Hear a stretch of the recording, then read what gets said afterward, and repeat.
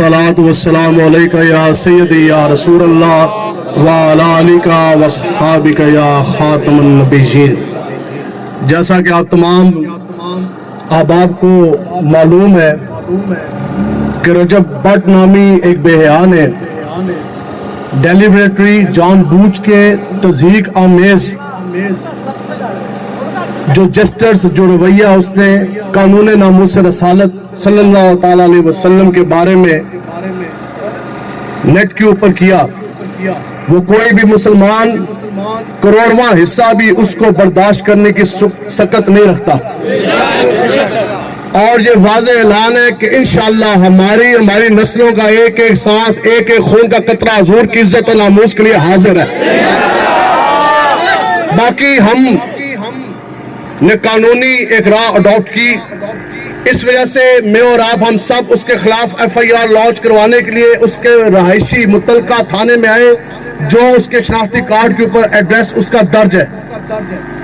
और आपके सामने हमारी टॉप लीडरशिप, हमारे अरकान शूरा खतीबुल इस्लाम साहब और हमारे मरकजी नाजिम बराए इंतजामिया हाफिज हफीज साहब, इसके अलावा हमारे लाहौर डिवीजन और लाहौर जिला के हमारे अमीर उस्मान मुजफ्फर साहब। हमारी बात सीनियर एडमिनिस्ट्रेशन के साथ हो चुकी है और जो सीनियर पुलिस ऑफिसर्स हैं उनकी तरफ से हमारी लीडरशिप को ये यकीन दहानी करवाई जा चुकी है कि कल सुबह होती इसके खिलाफ FIR दर्ज कर दी जाएगी। चूंकि एक लॉ एंड ऑर्डर का भी मसला आपके नोटिस में है, एक जगह पर कोई ज्यादा मसला है, रोड ब्लॉकेज है, कोई इस किस्म का कोई मसला है, तो वहां ये सारे मौजूद हैं। अलबत्ता उनकी तरफ से हमारी लीडरशिप को ये यकीन दहानी करवा दी जा चुकी है कि सुबह इंशाअल्लाह रजब भट्ट नामी शख्स के खिलाफ FIR काट दी जाएगी। और अगर नहीं होती तो इंशाअल्लाह हुजूर के गुलाम मैदान लगाने के लिए तैयार है इंशाअल्लाह।